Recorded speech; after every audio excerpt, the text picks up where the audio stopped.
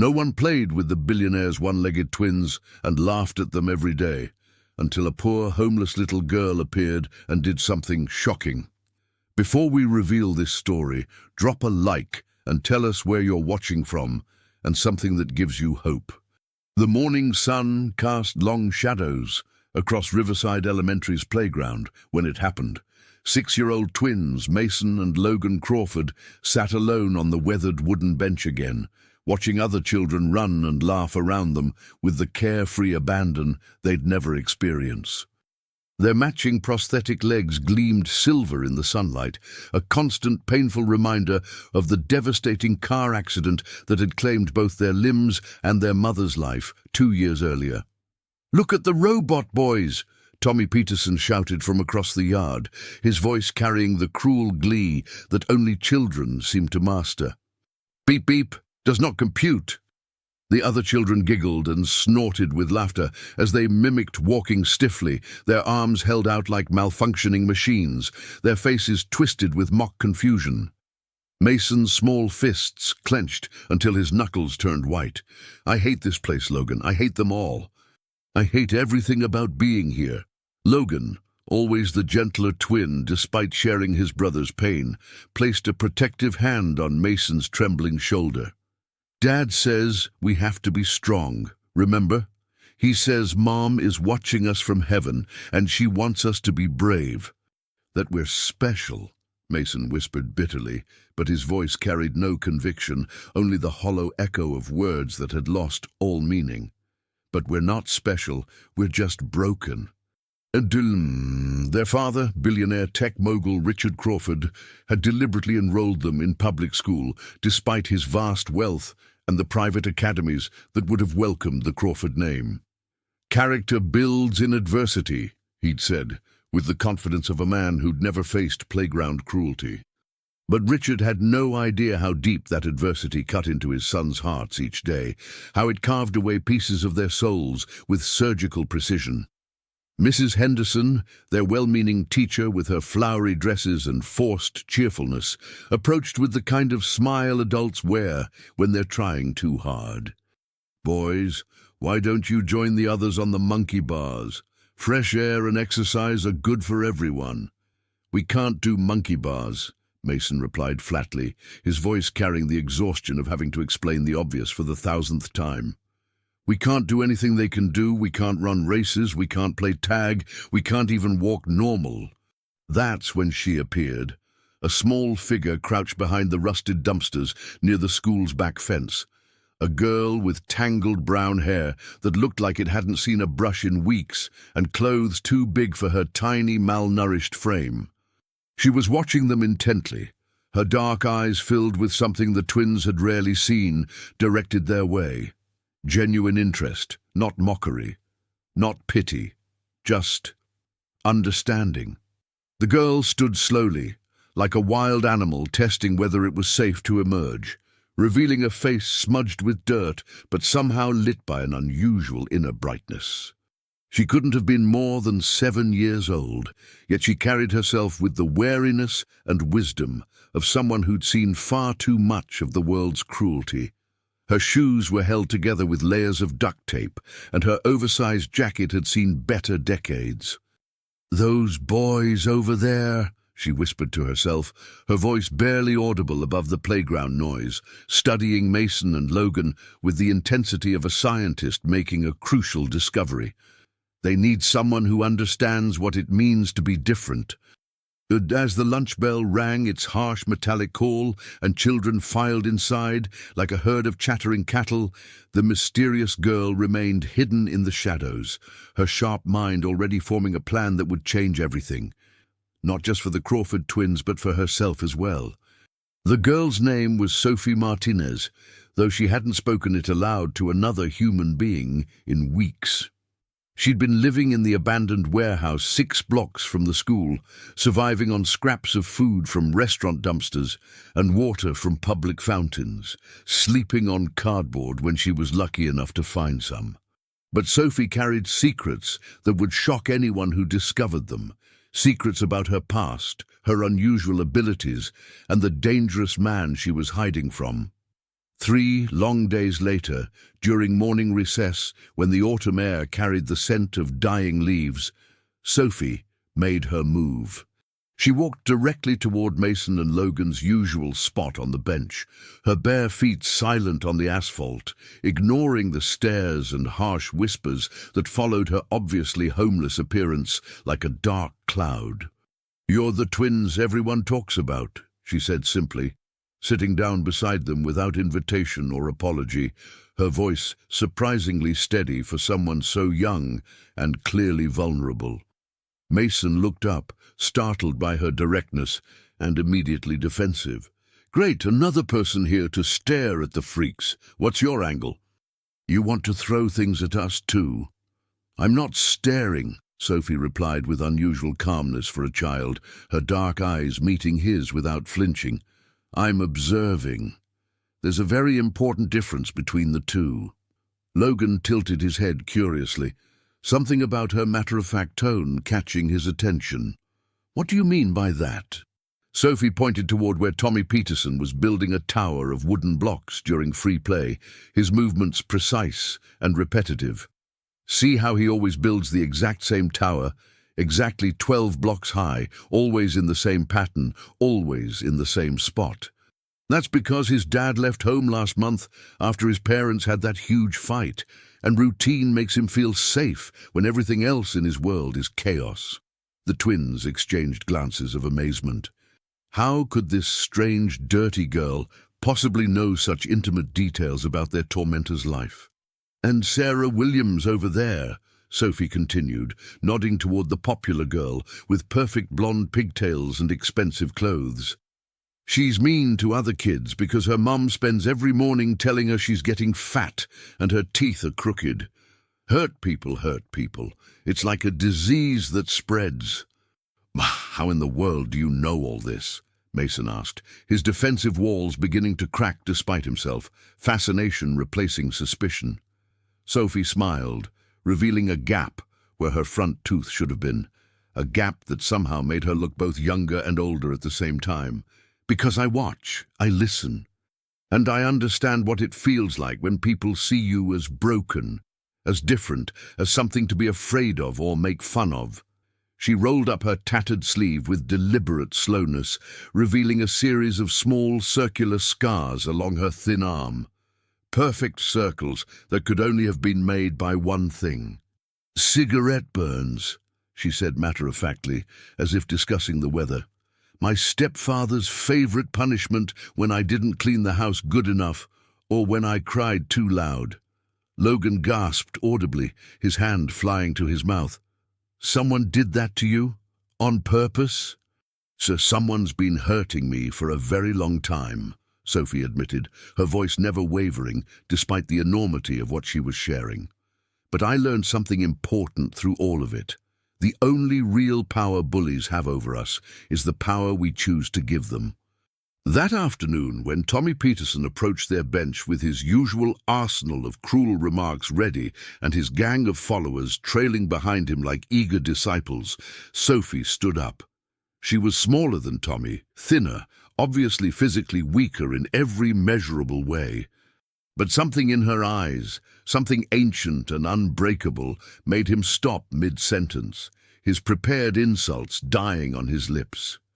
"You know what's really pathetic, Tommy," Sophie said quietly, her voice carrying further than it should have been able to. "Strong people lift others up when they're down. Weak people tear them down to make themselves feel better. So which one are you going to choose to be today?" Tommy's mouth opened and closed like a fish, gasping for air, before he turned and walked away without another word, leaving the 3 children alone in their small victory. Over the next week, Sophie became the twins' unexpected protector and most loyal friend.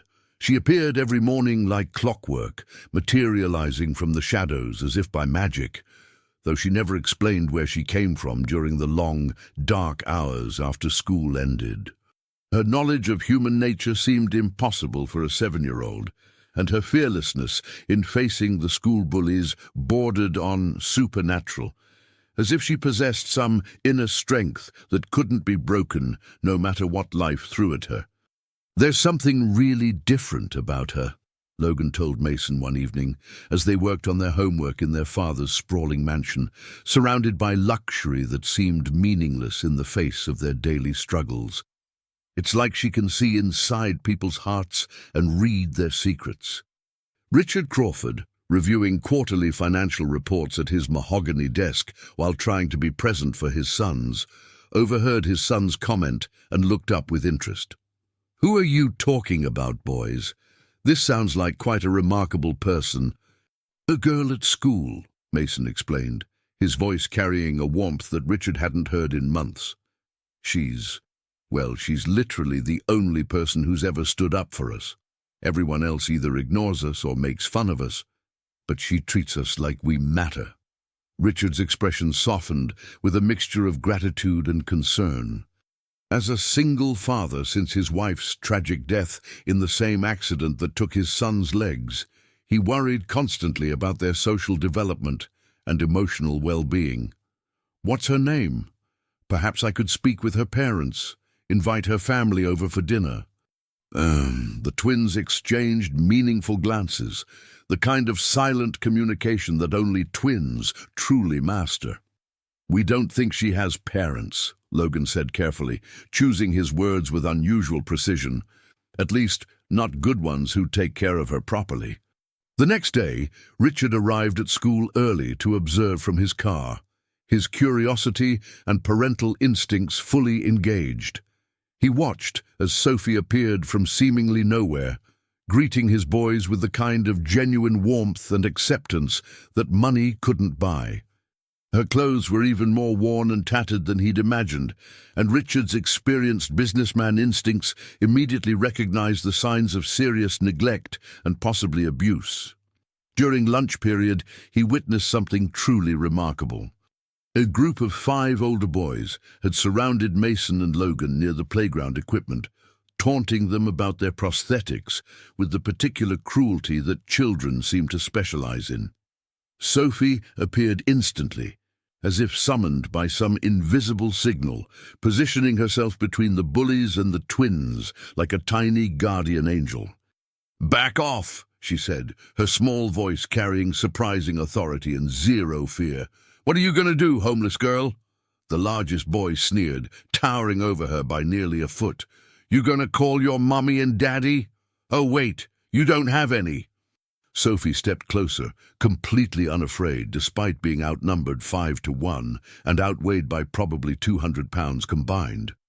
"I'm going to tell you something that might actually save your life someday if you're smart enough to listen. Real strength isn't about picking on people who are different or vulnerable. Real strength is about protecting them when they can't protect themselves." She paused, studying each bully's face with those unnaturally perceptive eyes that seemed to see straight through to their souls. "Jake, your parents are getting divorced because your dad found out about your mum's secret gambling problem that's bankrupted your college fund. Marcus, your little sister Emma has leukemia, and you're terrified she's going to die like your grandmother did. David, you wet the bed 3 times last week, and you're absolutely terrified someone at school will find out." The boys stepped backward in shock, their faces pale with terror and confusion. How could this homeless waif possibly know these deeply personal, carefully guarded family secrets? "Leave them alone," Sophie concluded simply, her voice carrying the weight of absolute certainty, "or I'll make sure everyone in this school knows exactly what I know about each of you." The bullies fled like scattered leaves, and Richard sat in his car, completely stunned by what he'd witnessed. This remarkable child was unlike anyone he'd ever encountered. That evening, Richard couldn't shake the image of the small, fierce girl who had defended his sons with such courage and wisdom.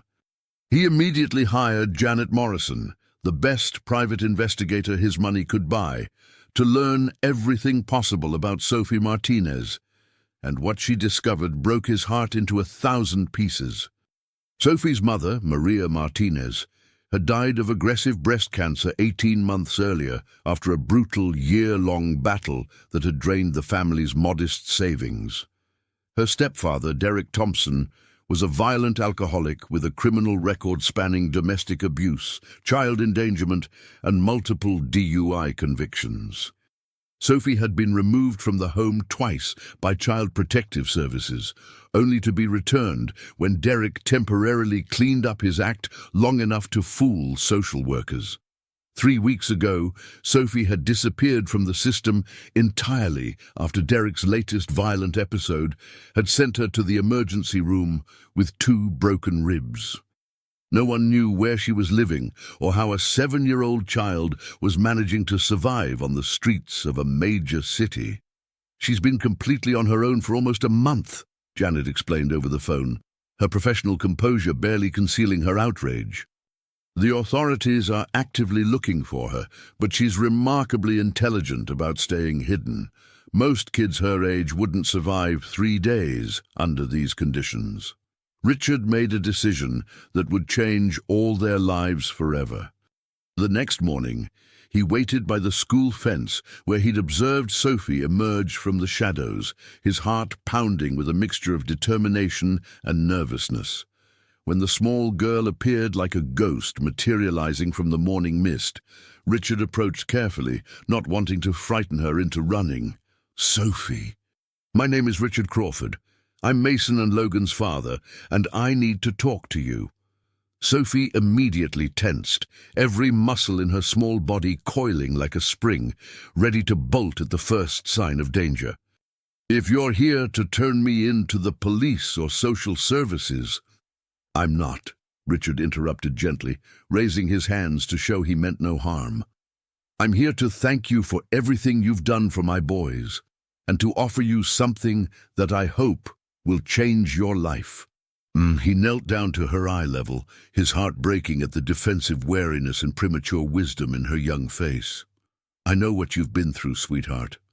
I know about Derek, about living on the streets, about being hungry and cold and afraid. You don't have to face any of this alone anymore." Tears welled in Sophie's eyes despite her fierce determination not to show weakness, though she fought valiantly to hold them back. "You don't understand what you're getting into. I can't go back to him. He'll kill me this time. I heard him tell his drinking buddy that if the police brought me home again, he'd make sure I never caused trouble for anyone ever again." Richard's jaw clenched with barely controlled fury at the thought of anyone threatening this remarkable child. "You are never, ever going back there. I promise you that on my life and my sons' lives." Sophie studied his face with those penetrating eyes that seemed to see straight through to people's deepest truths and hidden motivations. "Why would you help me? You don't even know who I really am." "Because," Richard said, his voice thick with emotion, "you saved my sons in ways I couldn't save them with all my money and resources.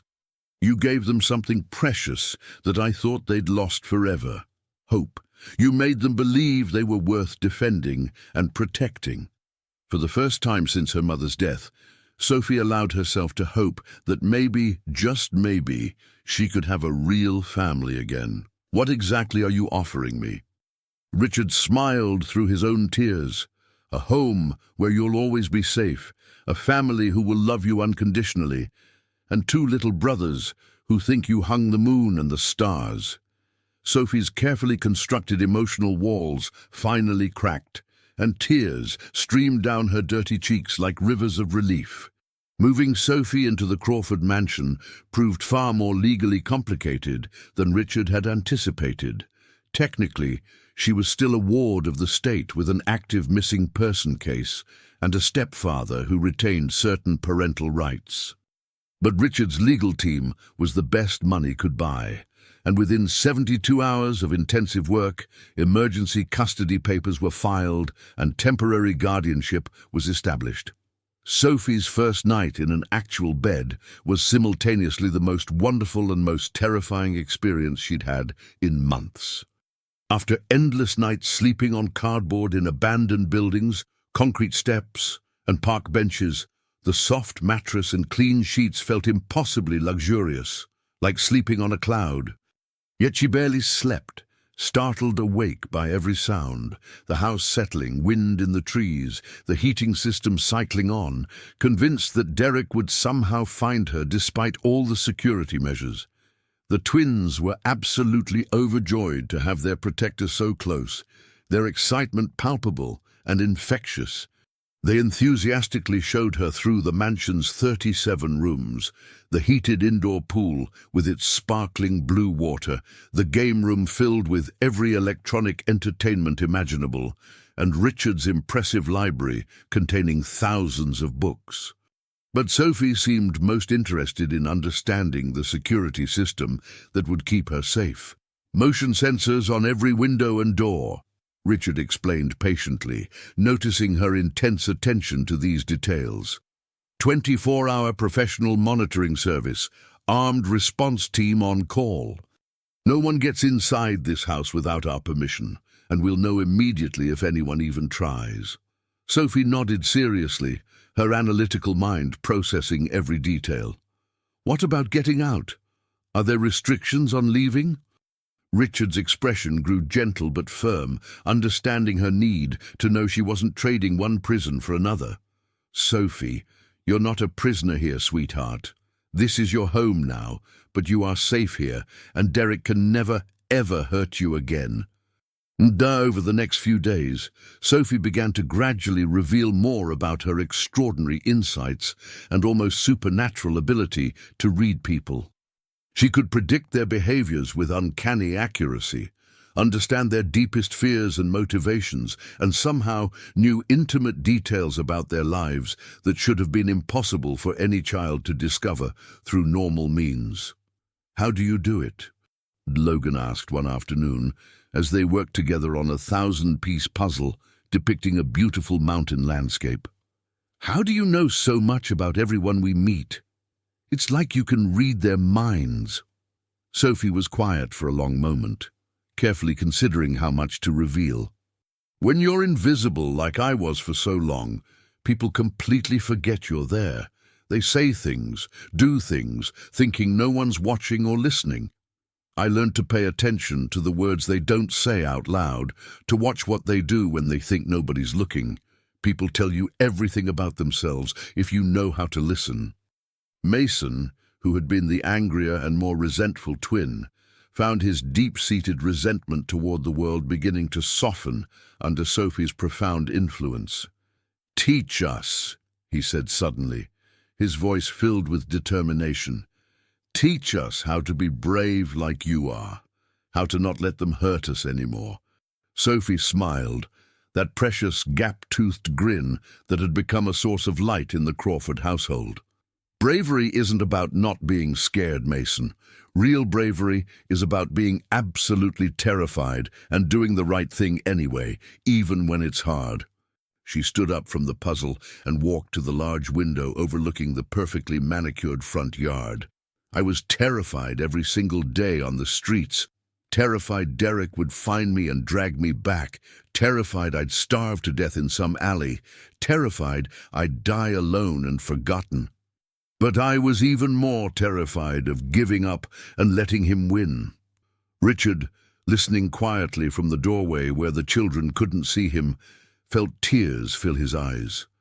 This remarkable, resilient child had survived and overcome more in her 7 short years than most adults would face in an entire lifetime.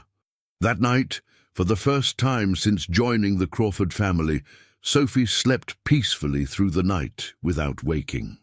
2 months after Sophie joined the Crawford family, the transformation in all their lives was absolutely remarkable and visible to everyone who knew them. The twins walked taller through school hallways, spoke with genuine confidence in their voices, and had begun making other friends who saw past their disabilities to the intelligent, caring boys they truly were. The cruel taunts and daily harassment had largely stopped, partly due to Sophie's growing reputation as someone not to cross, but mostly because Mason and Logan no longer carried themselves like victims waiting to be attacked. You didn't just defend them, Richard told Sophie one peaceful evening as they sat together watching the boys play video games and laugh with pure joy. You fundamentally changed how they see themselves and their place in the world. That's the greatest gift anyone could possibly give them, and I'll never be able to repay you. But Sophie's dangerous past wasn't finished with her yet, and the peace they'd found was about to be shattered. On a cold Tuesday morning in late October, when frost covered the school's windows and autumn leaves crunched underfoot, Derek Thompson appeared at Riverside Elementary's front gate like a nightmare made flesh. He'd spent weeks drinking heavily and tracking down rumors and whispered stories of a girl matching Sophie's description, and his rage at her escape and defiance had only grown and festered during their separation. Mrs. Henderson spotted him immediately, his appearance reeking of stale alcohol and cigarettes, wearing clothes that hadn't been washed in days, made him stand out among the other parents like a predator among sheep. When she approached him cautiously, Derek's voice carried across the entire schoolyard with drunken belligerence.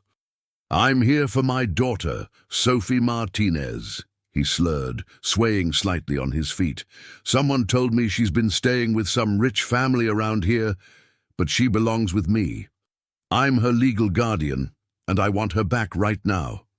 Sophie heard his unmistakable voice from across the playground and froze completely, every drop of color draining from her face like water from a broken dam. Her hands began shaking uncontrollably, and for a moment she looked like she might collapse. Mason and Logan immediately flanked her on both sides, their protective instincts fully engaged and their faces set with determination. "We won't let him take you," Mason whispered fiercely, his small hand gripping hers. "We'll fight him if we have to." "He can't hurt you anymore," Logan added with conviction, though his own voice trembled with fear and uncertainty. But Sophie knew something the boys didn't understand yet, something that made her blood run cold. Derek's appearance meant her legal status was still complicated and potentially vulnerable. Despite Richard's expensive lawyers and all the emergency custody arrangements, her stepfather still retained certain parental rights that hadn't been fully and permanently terminated by the courts. Mrs. Henderson was doing her best to stall, insisting on proper documentation and identification before releasing any child. But Derek was growing increasingly agitated and threatening. "She's my kid," he shouted, his face red with anger and alcohol. "I've got every legal right to take her home, and if you try to stop me, I'll call the police." Richard, alerted by an urgent phone call from the school's panicked principal, was racing across town in his car, his phone pressed to his ear as he frantically coordinated with his legal team. But would he arrive in time to prevent the unthinkable? Sophie made a decision that surprised everyone, including herself. Instead of hiding or running like every instinct screamed at her to do, she walked slowly but deliberately toward the school's front gate, her small shoulders squared with determination and her chin raised defiantly. "I need to face him," she told the twins, her voice steady despite her terror. "Some monsters only disappear when you stop running from them and stand your ground." The confrontation that would determine Sophie's future, and possibly her very survival, was about to begin, and nothing would ever be the same again. Sophie walked toward the front gate with measured steps, each footfall echoing her racing heartbeat.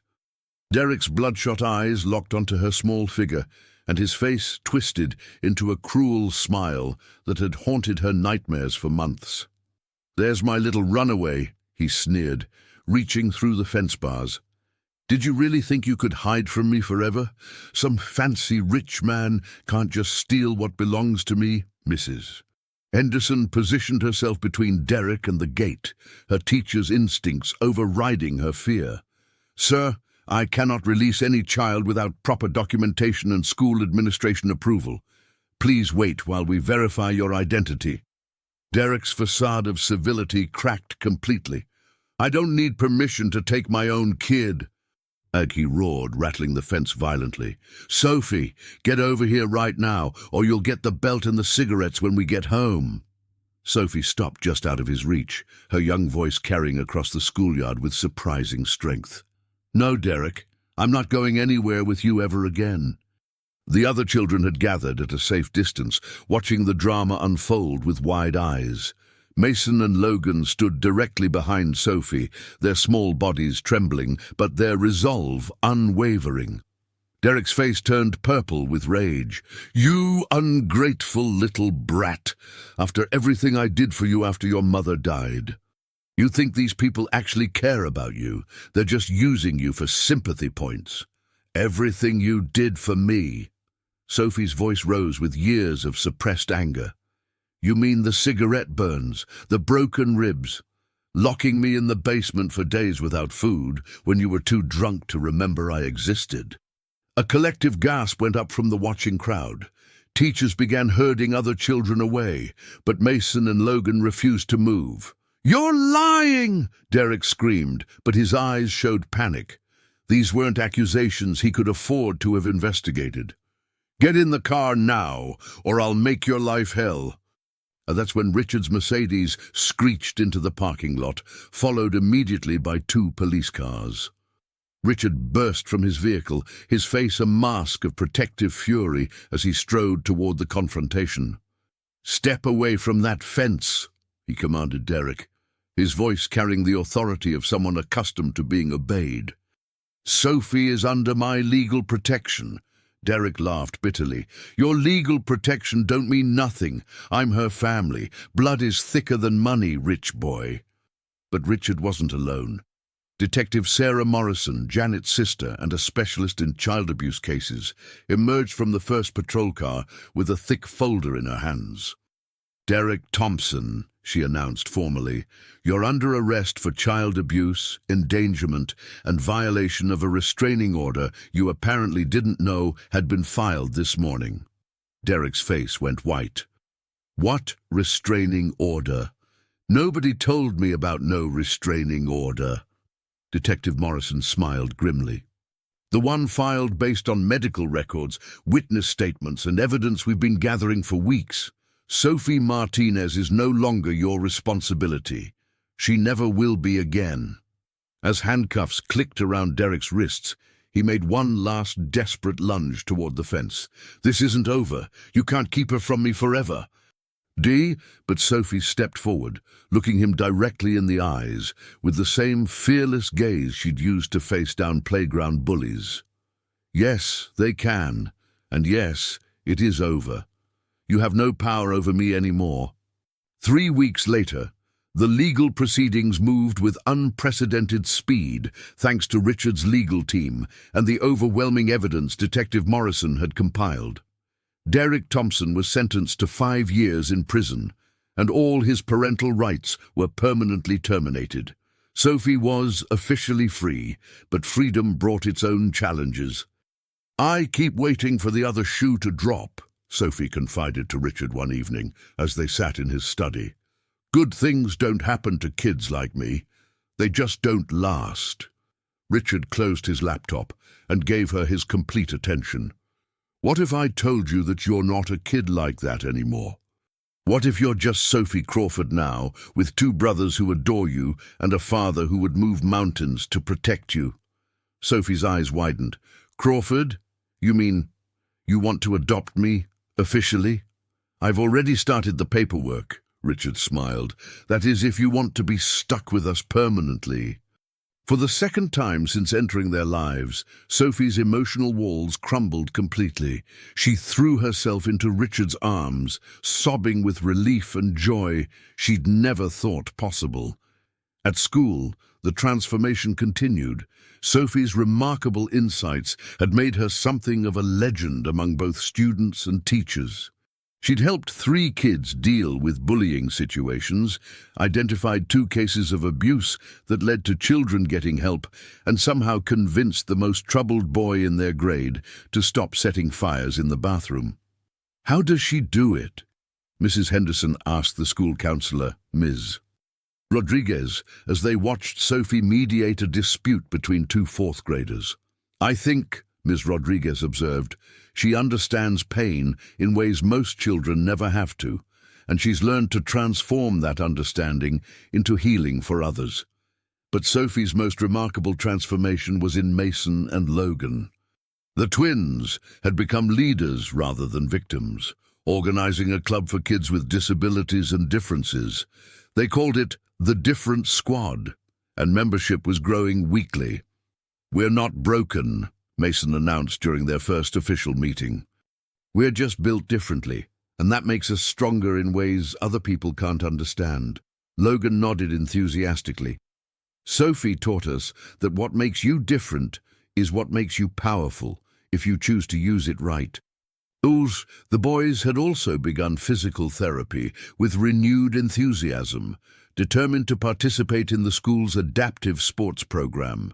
Their prosthetics no longer felt like shameful secrets, but like equipment that helped them accomplish amazing things. Richard watched his transformed family with amazement. His sons walked with confidence, laughed with genuine joy, and faced challenges with courage he'd never seen before. And Sophie, once a frightened street child, was blossoming into a remarkable young leader. But the most surprising development came during a routine family dinner when Sophie made an unexpected announcement.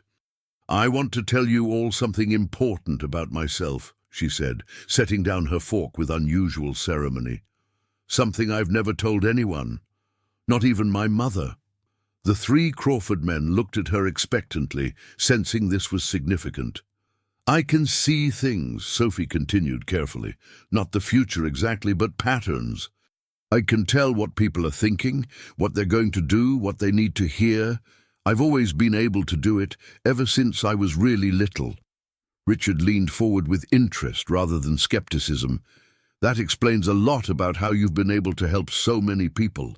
"You're not scared?" Sophie asked, surprised by his reaction. "Scared? Honey, I'm amazed. You've used this gift to heal our family and help dozens of other kids. Why would I be anything but proud?" Mason grinned. "So you're like a superhero. That's so cool." Logan nodded excitedly. "The best kind of superhero, one who saves people with kindness instead of fighting." Sophie smiled, feeling truly understood and accepted for the first time in her entire life. 6 months into their new family dynamic, Sophie's reputation had spread throughout the school district. Parents requested meetings with her. Teachers sought her advice on troubled students, and the local newspaper wanted to write a feature story about the remarkable 7-year-old who was changing lives. "I don't want to be famous," Sophie told Richard firmly when the interview request arrived. "Famous means people watching you all the time, and I spent too many years being invisible to want that kind of attention."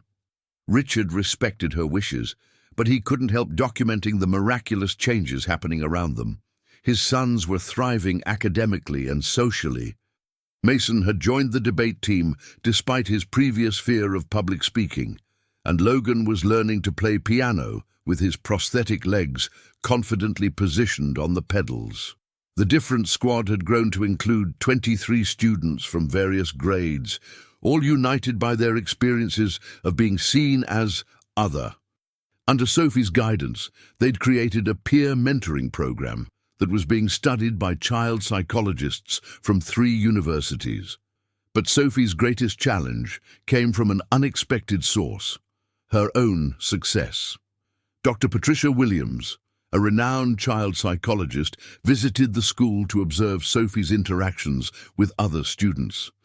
After spending a full day watching Sophie counsel peers, mediate conflicts, and demonstrate emotional intelligence far beyond her years, Dr. Williams requested a private meeting with Richard. "Mr. Crawford," she began carefully, "Sophie is extraordinary, but I'm concerned about the emotional burden she's carrying. She's functioning as a therapist for dozens of children while still processing her own trauma." Richard's protective instincts immediately engaged. "What are you suggesting?" "That Sophie needs to be a child sometimes, not always the one solving everyone else's problems. She needs time to play, to be silly, to make mistakes without feeling responsible for everyone's well-being. That evening, Richard had a gentle conversation with Sophie about Dr. Williams' concerns. "I love helping people," Sophie said defensively. "It makes me feel useful, like my bad experiences meant something." "Your bad experiences shaped you into someone incredible," Richard agreed. "But you're also just 7 years old, sweetheart. You deserve to have fun and be carefree sometimes." Sophie considered this thoughtfully. Maybe I could teach other kids to help each other, instead of always being the one they come to. Indeed, this conversation led to Sophie's most innovative project yet, the Helper Network. She trained older students to recognize signs of distress in their peers and respond with empathy rather than judgment. She created simple tools for peer counseling and established buddy systems that paired struggling students with supportive classmates. Within a month, the school's disciplinary incidents dropped by 60%. Bullying reports decreased dramatically.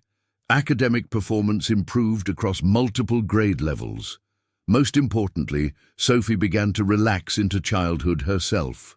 Richard would find her and the twins building elaborate blanket forts, having water balloon fights in the backyard, or collapsed in giggles over silly movies. "She's learning to trust that the world can be safe," Richard told Janet Morrison during one of their regular check-ins.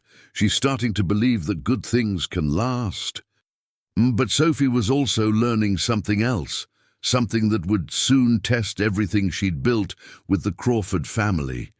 During a routine visit to her therapist, Dr. Amanda Foster, Sophie made a startling revelation. "I've been having dreams about my mother," she said quietly, "but they're not memories. She's trying to tell me something important about my past, something I need to know." Dr. Foster leaned forward with interest.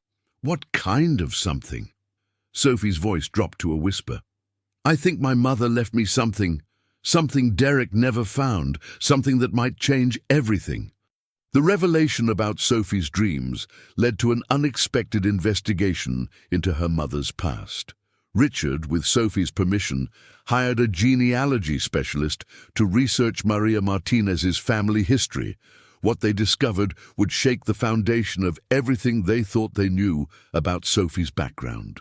Maria Martinez hadn't been just a struggling single mother, as Derek had always claimed. She had been Maria Alejandra Fernandez Martinez, heir to a substantial fortune built by her grandfather's successful chain of restaurants across 3 states. When Maria fell in love with Sophie's biological father, a kind man named David Chen, her wealthy family had disowned her for the interracial relationship.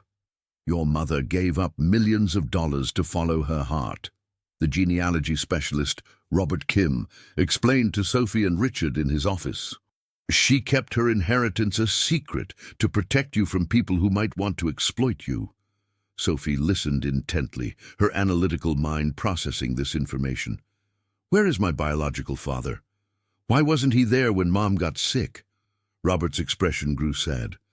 "David died in a military accident when you were 2 years old. He was serving overseas. Your mother was devastated, and that's when she met Derek. She was vulnerable, grieving, and Derek seemed caring at first." "The money?" Richard asked practically. "What happened to Maria's inheritance?" "It's been held in trust," Robert explained, sliding legal documents across the desk. "According to her will, everything transfers to Sophie on her 18th birthday, unless specific conditions are met for early release." Sophie's eyes widened. "How much money are we talking about?" "Including accumulated interest and business growth over the past 2 years, Robert said carefully, "approximately $12 million. The room fell silent. Richard stared at the documents, his mind racing through the implications. Sophie, meanwhile, seemed oddly calm. "Derek knew," she said quietly. "That's why he was so desperate to get me back. He found out somehow." Richard's blood ran cold. "That means you were never safe with him." "He would have used me to get the money," Sophie finished. and probably killed me once he had control of it.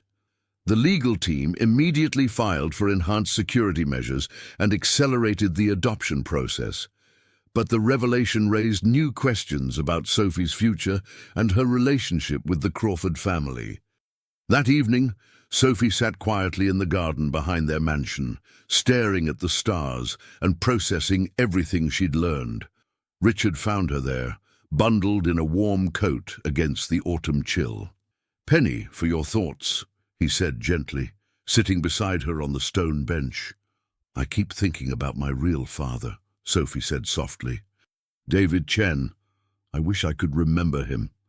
Richard pulled out his phone and showed her a photo Robert had provided, a young Asian man in military uniform with Sophie's same intelligent dark eyes and gentle smile.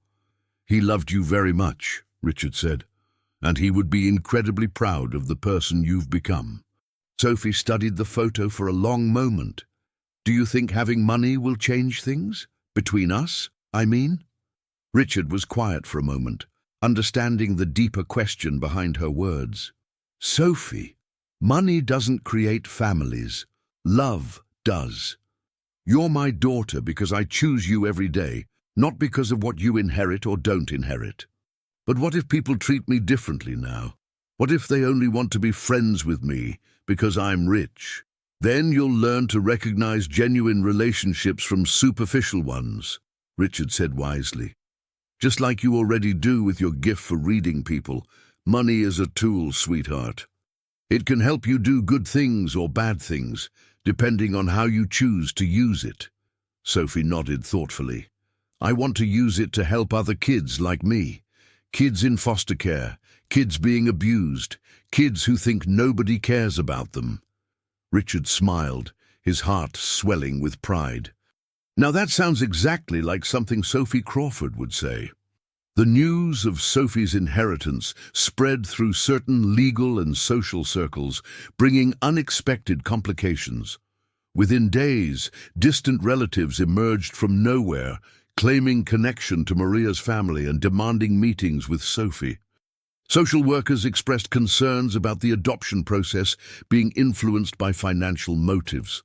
The media caught wind of the story and began circling like vultures.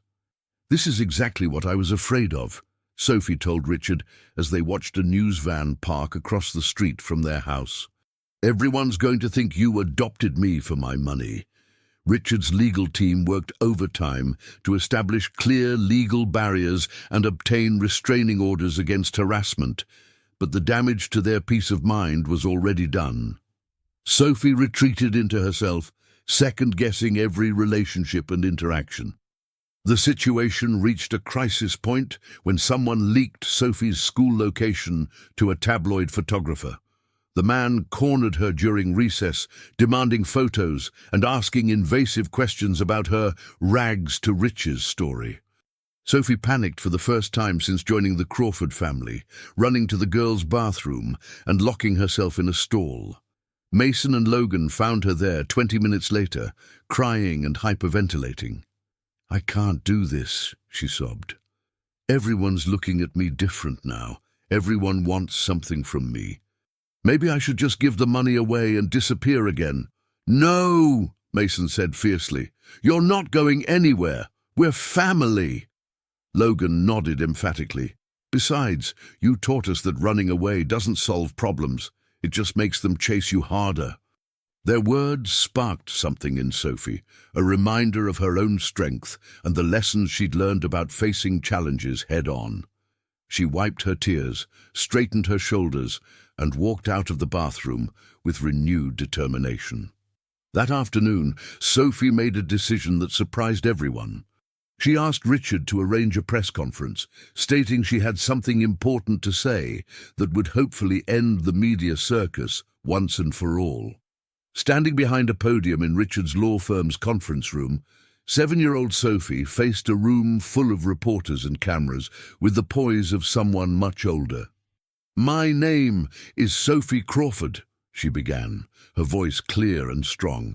"Not Sophie Martinez anymore. Richard, Mason, and Logan Crawford are my real family now, chosen family, which is the strongest kind there is." She paused, looking directly into the cameras. People keep asking if my dad adopted me because of inheritance money I won't even get for 11 more years. That question makes me sad because it means those people don't understand what love actually looks like. Murmurs rippled through the room as Sophie continued. My dad rescued me when I was living in an abandoned building, eating from dumpsters and hiding from someone who hurt me every day. He didn't know anything about money then.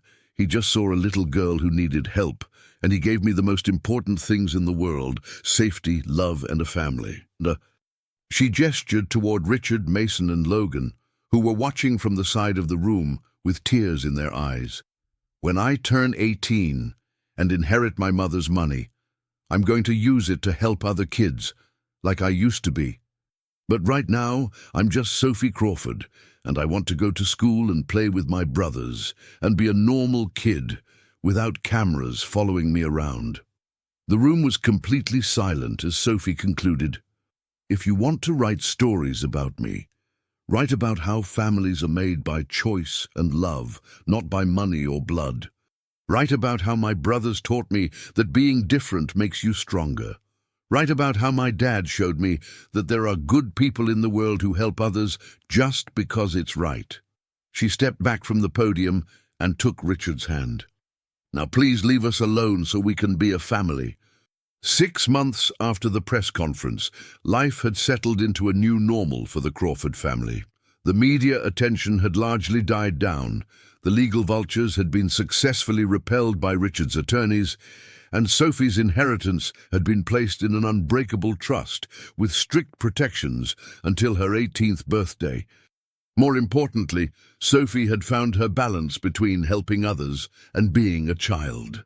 The Helper Network continued to thrive at school, but she'd also joined the soccer team, where her strategic thinking more than compensated for her lack of experience, started taking art classes, and could often be found engaged in epic Nerf wars with Mason and Logan throughout their mansion. On a warm spring afternoon, almost exactly 1 year after Sophie first sat on that school bench with the twins, the 3 children were building an elaborate treehouse in the backyard with Richard's enthusiastic but questionably skilled assistance. "Dad, that board is definitely not level," Logan observed diplomatically. "And I think you're using the wrong screws," Mason added helpfully. Richard stepped back and surveyed his handiwork with mock indignation. "I'll have you know I'm a very successful businessman, which obviously qualifies me to build tree houses." Sophie giggled. "Being good at making money doesn't mean you're good at making tree houses. But that's okay. You're good at the important stuff." "Like what?" Richard asked, genuinely curious about her 7-year-old perspective. Sophie considered the question seriously. "Like making people feel safe. Like knowing when someone needs a hug. Like making sure we always have enough food and warm clothes. Like standing up for us when other people are mean." She paused, then added with the wisdom that continued to amaze everyone who knew her. "Like showing us that families aren't about being perfect. They're about choosing to love each other, even when things get complicated." As if to prove her point, Mason's enthusiastic hammering caused one of Richard's level boards to come crashing down, nearly bonding Logan on the head. Instead of getting upset, they all burst into laughter.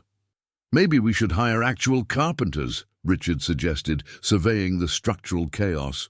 "Where's the fun in that?" Sophie asked. "Besides, the best things in life are usually a little crooked and imperfect."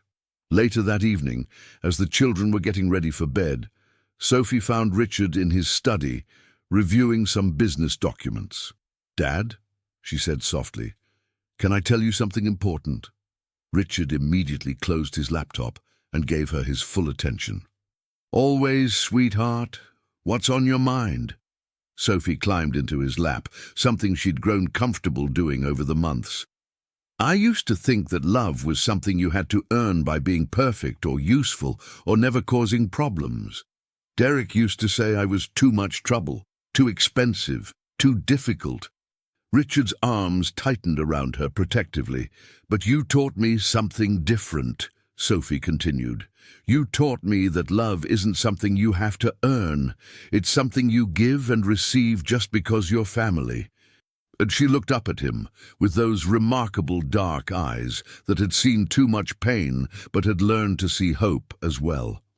I know I'm not your biological daughter, and I know my inheritance makes things complicated sometimes. But I want you to know that even if I had nothing, no money, no special abilities, nothing, I would still want to be your daughter forever. Richard felt tears welling up in his eyes. And I would still want to be your father forever, no matter what. That's what unconditional love means, Sophie. It doesn't depend on circumstances or money or anything else. It just is. They sat together in comfortable silence for a moment before Sophie spoke again. I've been thinking about something Mom used to tell me before she got sick. She said that sometimes the most broken people become the strongest because they learn how to fix themselves and then help fix others. Richard nodded thoughtfully. Your mother sounds like she was a very wise woman. She was, Sophie agreed, and I think she would be happy that I found you and Mason and Logan. I think she would say that we fixed each other. That night, as Richard tucked all 3 children into their beds, he reflected on the incredible journey that had brought them together. 2 boys who had lost their confidence after losing their legs had become confident young leaders. A frightened, abused child living on the streets had become the heart and soul of their family, and he, a successful but emotionally distant businessman, had learned that the most important investment he could ever make was in love, time, and commitment to his children. The Crawford family wasn't perfect. They had their arguments, their challenges, their moments of frustration and confusion.